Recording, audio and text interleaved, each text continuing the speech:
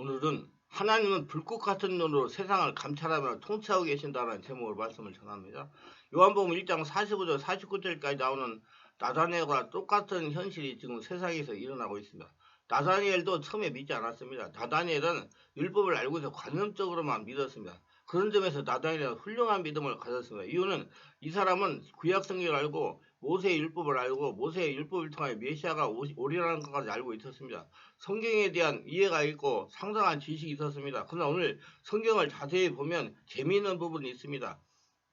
자기 친구 빌립이 찾아와서 내가 메시아를 만났다. 어디서? 나사렛에서. 그래, 그렇겠구나. 참 감사할 일이다. 우리 마을에 메시아가 났다니. 이렇게 받아들여야 되겠는데 이 사람 한다는 소리가 나사렛에 무슨 선왕같이 나겠느냐?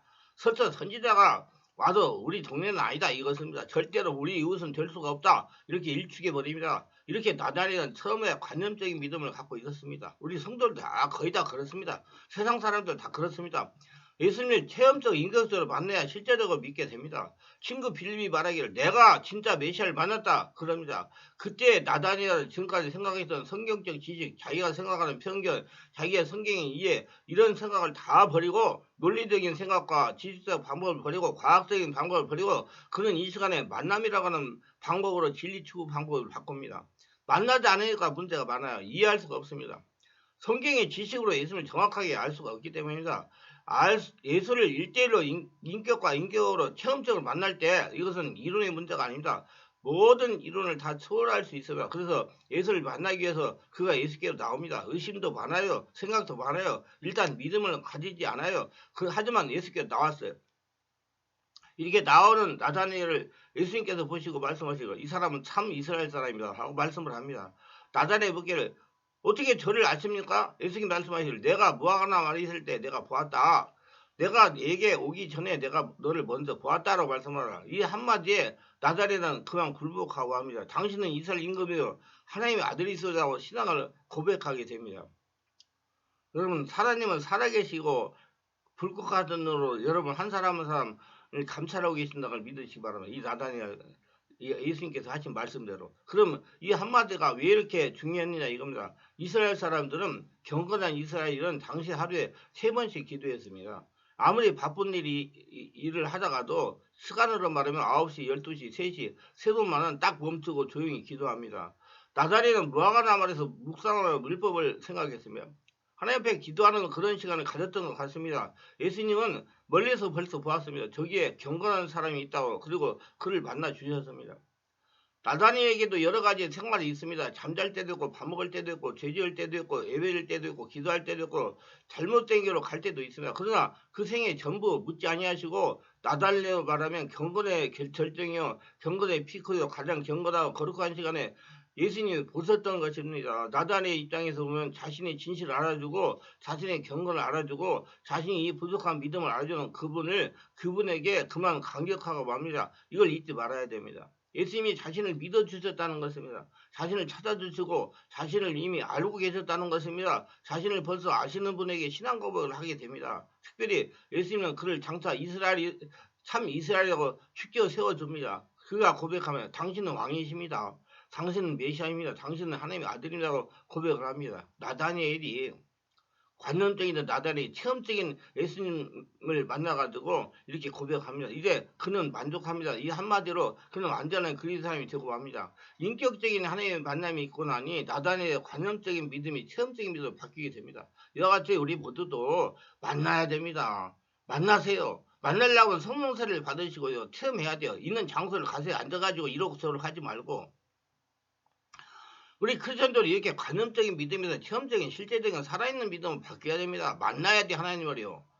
한국에 수많은 개의 교회가 넘게 있고 8만 명 가까이 목사님들이 있고 1000만 명 가까이 교회에 소속된 교인들이 있건만 하나님께서 살아계신다고 외치는 소리들이 점점점 식어가고 있습니다. 지금 10명 신앙을 갖다가 포기한 사람이 10명 중에 5명이 기독교인이라고 그럽니다. 통탄할 일입니다. 왜? 하나님을 만나지 못했기 때문에 그냥 간 겁니다. 똑같으니까. 이미 각 교회들의 전단지와 홍보물들은 복음쟁이도 못하고 문화적인 것도 정복당했고 하나님께서 살아계신다는 외치는 소리 듣는 것이 쉽지 않은 실정이 되었습니다. 살아계신다는 체험은 더더욱 어렵습니다. 전도제라기도 마음에 평안하게 주는 성경구절, 불신자도 부담이 없는 성경구절과 화려한 꽃의 사진이나 산과 들의 풍경으로 전달해 상식하고 있어 불신자도 부담없이 들여다볼 수 있는 것입니다. 그러나 성경구절이 전혀 있기는 다행이라고 하더라도 생각을 할 수는 있겠지만 솔직히 하나님께서 살아계신 증거로 불신자를 보기에는 어림도 없어 보입니다. 주변 교회의 전단지를 받아보게 되는 경우가 있는데 이미 아내의 십계명, 남편의 십계명 또는 알기 위해서는 의학상식 등을 하나님께서 살아계시는 내용을 대신하고 있습니다. 교회 전단지로 알 수 있는 것은 그나마 교회 이름이 적혀있고 예배가 안내가 있기 때문에 그러기에 그거 받아봐도 내가 교회를 예수 믿고 뭐 교회를 못 오러 가냐 구차하게 그냥 세상에서 할 수 있는 거 다 할 수 있는데 이대로 세상에서 얼마나 할 수 있는데 그리고 안 가는 거예요. 살아계신 하나님을 체험이 없으니까. 문화적인 것으로 가정의 화목을 바라고 있고 부부간의 화목을 바라고 건강하게 살도록 의학상식을 두고 있기에 사람들의 마음에 전혀 부담이 없는 것은 사실입니다. 하지만 교인들의 피와 땀으로 헌신하여 만들어진 헌금으로 만들고 있는 전단지에 하나님의 살아계심 증거가 전혀 없는 의학상식이나 부부생활에 관한 것으로 도배가 되어 있는 것은 살아계신 하나님의 나타내야 되고 보여줘야 하는 교회의 본분과 너무나 거리가 멀기만 한 것입니다. 그래서 하나님께서 저에게 내가 하나님의 살아계신 날 증명하는 목사가 되라고 말씀하신 것입니다. 예수님이 이 땅에 오셔서 신과 이적과 기를 쫓아내는 병을 고치는 현장마다 주변에 구경하는 사람들이 한결같은 고백은 살아계신 하나님께 영광을 돌리며 이런 살아계신 하나님께 함께 하심을 증거드렸습니다. 그래서 제가 유튜브에 제가 지금까지 25년 동안 체험한 것들을 단나시 제목을 잘 만들어가지고 지금 설교를 해가지고 지금 유튜브에 올려가지고 듣도록 하고 있습니다. 살아계신 하나님이 이렇다. 하나님은 살아계십니다. 여러분 믿으세요. 그분이 여러분과 저의 주인입니다. 여러분은 하나님의 성전입니다. 하나님의 성전은 누가 계세요? 하나님이 계십니다. 여러분 하나님이 계신다는 거예요. 주인으로 그걸 믿으시고 살아계신 하나님께 영광과 찬송을 돌리시고 평생 늙도록 살아서 하나님의 살아계심을 증명하는 저와 여러분 되시기를 바랍니다. 오늘날 교회와 목회자와 교인들에게서 이러한 증거가 보기가 어렵다는 것입니다. 주변 사람들에 보고 과연 하나님은 살아계신다고 외칠 수 있어야 하는데 왠지 한국교회는 살아계신 하나님을 알게 하는데 전혀 관심이 없어지고 있는 것 같습니다. 교회 숫자만 늘어나는데 정신이 없습니다. 한 사람 한 사람 성령의 역사가 일어나가지고 하늘나라 성전이 돼가지고 체험적인 살아계신 하나님의 성전되는 일에는 등한히 한다고 저는 정말 통탄하다고 얘기할 수가 있습니다. 저는 지금까지 목회 생활을 25년을 했는데 지금 교회 성장에 신경 안 쓰고 한 사람 한 사람 성도를 살아계신 하나님 체험해가지고 한 사람 한 사람이 하나님의 성전이 돼가지고 하나님의 축복을 거둬들이고 하나님의 축복을 누리며 살아가는 복된 하나님의 자녀가 되는 일에 전력하고 지금 목회를 하고 있습니다. 어저께도 어떤 자매가 왔는데 자매보고 그랬어. 나는 자매 같은 사람을 하나님의 사람 정말 치유해가지고 정상적인 사람으로 살아가게 하는 것이 취미다. 그러니까 염려하지 말고 오면 다 고쳐진다. 그렇게 말을 했습니다. 여러분 한 사람 한 사람 할 나라 만들어야 돼요. 그게 하나님의 방법이고 살아계신 하나님을 증명하는 겁니다. 세상에 여러 방법을 다해도 고쳐지지 않는 걸 하나님의 성령의 역사로 고쳐가지고 살아계신 하나님을 증명하고 역시 하나님은 살아계시다. 역시 하나님은 살아계시다. 입으로 간증하고 선포하는 그런 사람들을 많이 양성하는 저와 여러분 되시기 바랍니다. 그래서 우리 하나님의 살아계심을 증명하는 교회들이 돼요. 근데 지금 안타까운 현실은 한국 교회의 많은 수의 크리스천들이 체험적으로 살아있으며 성령 인도받는 실제적인 믿음 생활 아니고 많이 알고 열심히 하면 다 된다는 관념적인 믿음 생활을 하고 있습니다. 정말 문제가 심각합니다. 보이는 면만 가지고 판단하는 겁니다. 보이는 면으로 열심히 하면 성령 충만하고 믿어버리는 것입니다. 제가 제일 안타까워하는 것이 있습니다. 젊은 시절 믿음 생활을 아주 열심히 하던 분이 영적이고 정신적인 문제로 정상적인 생활을 못하고 요한에 지냈다는 말입니다. 저에게 전화를 하신 분들이 많습니다. 대표적인 예를 하나 드리겠습니다. 목사님, 저는 암흑에 사는 크리스천 김집사입니다. 저희 어머니를 어떻게 하면 좋겠습니까? 사연이죠. 자신의 어머니가 젊은 시절 복음의 열정에서 노방전도도 다니고 교회봉사 열심히 하고 예배란 다 빠지지 않고 다 드리고 철학기도도 많이 하셨고 교회 건축할 때 건축공도 많이 하셨고 구역장으로 요동되고 열심히 믿음 생활 하셨는데 50이 넘고 갱년기 들어서 우울증이다 불면증으로 고생하시다가 60대 초반에 너무 증세가 심하여 집에서 지낼 수가 없어가지고 3년 전에 요양원에 가셨습니다. 목사님, 제가 목사님의 책들을 읽고 영적인 면에 눈을 뜨고 깨닫고 느껴지는 것은 어머니의 내면세계에 형성된 상처, 혈통의 문제를 젊은 시절에 살아계신 하나님의 역사로 해결하지 못해서 이런 지금까지 온 것 같습니다. 무조건 열심히 하면 되는 관념적인 믿음 신앙생활이 저희 어머니를 이 지경까지 만든 것 같습니다. 언젠가 성령투하는 곳으로 모시고 왔는데 입구에서도 너무 악을 쓰면서 거부가시면서 들어갈 수 없어서 돌아왔습니다. 외할머니 어머니와 같은 정세로 고생하시다가 세상을 떠나셨습니다. 지금 저희 어머니가 같은 정사로 고생을 하십니다. 주변에서 잘 이해하지 못하는 분들이 예수 믿어도 소용없다는 빈정되는 말이 제일로 듣기가 거북스럽습니다. 목사님 어찌하면 좋겠습니까? 이 자매님이 말이 맞습니다. 젊은 시절에 성령의 지배 인도를 받으면서 내면세계의 형성의 상처를 정화했으면 이런 지금까지 오지 않았을 겁니다. 그래서 제가 유튜브에다가 독소는 귀신을 불러들이고 내 육체의 질병을 일으키는 아주 좋지 못한 존재다. 망가지 문제의 원인이다. 그렇게 제목을 해가지고 유튜브에 올려가지고 있습니다. 이제 누구에게도 탓하지 마시고 받아들여야 됩니다. 독소가 있어서 그래 보면 그 독소를 성령 역사로밖에 해결이 안 돼요. 성령 세례받고 성령 충만받아 열심히 한다고 안 됩니다. 그건 사모의 신앙을 가지고 인간적인 신앙 가지고 안 돼요. 율법을 가지고 안 돼요. 살아있는 성령 역사가 일어나야 돼요. 그래서 제가 이렇게 얘기했으면 어머니 기도를 시키세요. 숨을 들이시면 예수님 내시면 사랑합니다. 소리를 내지 못하니 마음으로 계속 예수님 찾도록 해야 됩니다. 무의식적으로 예수님 사랑합니다가 나올 수 있도록 시켜야 됩니다. 그래서 영원한 천국에 가실 수가 있습니다. 마음으로 계속 기도를 하세요. 그리고 자매님도 내면세계에 관심을 가지고 치료를 하셔야 됩니다. 성령 역사를 읽고 성령 세례에서 해결해야 됩니다. 생명에서 성령으로 적극적인 치유를 해야 됩니다. 그래야 나이가 들어서 갱년기 들어서 어머니와 같은 고생을 하지 않습니다. 적극적인 믿음 생활을 하려면 교회를 잘 찾아가셔야 됩니다. 저는 아무리 혈통의 영역으로 정치적으로 흐르는 비정상적인 문제가 있다고 할지라도 성령으로 세례받고 성령 충만의 내면을 정화하는 믿음 생활하면 건강하게 장수하며 지내다가 영원한 천국에 간다는 믿음과 실증 체험이 있습니다. 실제로 우리 교회는 93세, 96세가 되는 분이 건강하게 걸어서 오늘 또 어저께도 나와서 집중기도 2시간 하고 갔었어요. 96세. 건강하게 걸어서 교회 예배드리고 기도하면서 심령을 성령으로 정하니 영이 건강해지는 겁니다. 제가 이분도요, 한 10년 전에 치매가 와가지고요, 주변 사람들이 자꾸 요양원에 보낸다고 해가지고 내가 안 된다! 데리고 모시고 와가지고 집중 치료하면 그거 상처 스트레스 떠나가가지고 치매에 안 오니까 걱정하지 말고 모시고 와가지고 치료해가지고 지금 이상 없이 96세까지 다 살고 걸어다니면서 와가지고 예배드리고 기도하고 2시간 기도하고 가세요.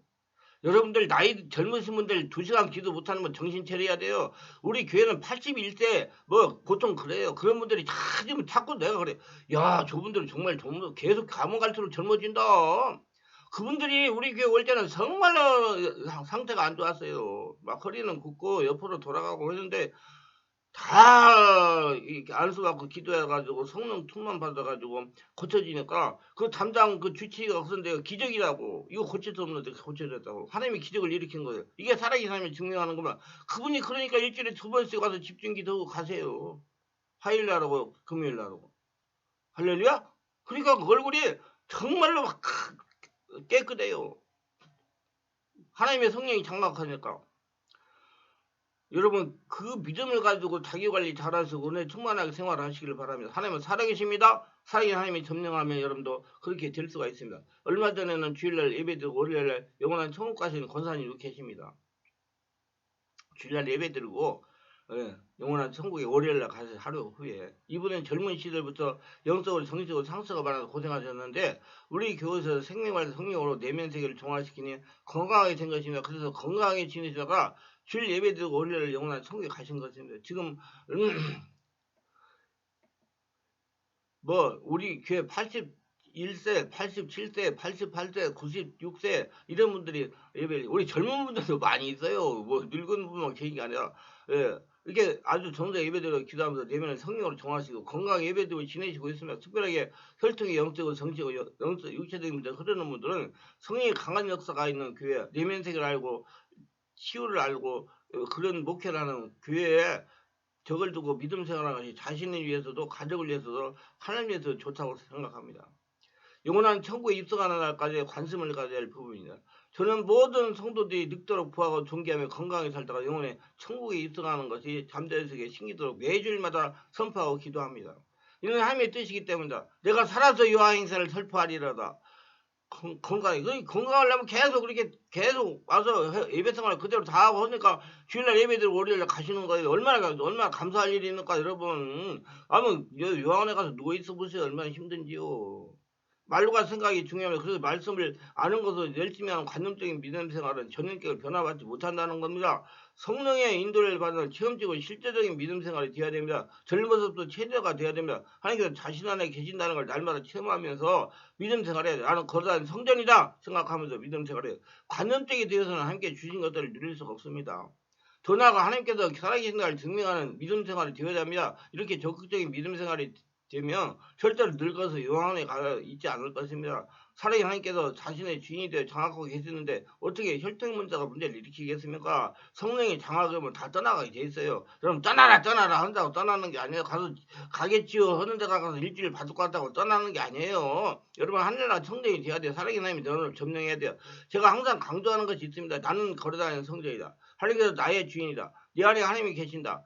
그분의 질문하면 어떤 문제도 해결되는 지혜를 주신다. 주신 지혜로 순정한 문제는 하나님께 해결하신다. 아주 중요합니다. 여러분 앞에 있는 모든 문제는 하나님의 문제입니다. 하나님께 기대가 지혜 주신 대로 순정하면 하나님 기적같이 해결하십니다. 살아계신 하나님은 날마다 체험하는 아주 좋은 관심이고 습관입니다.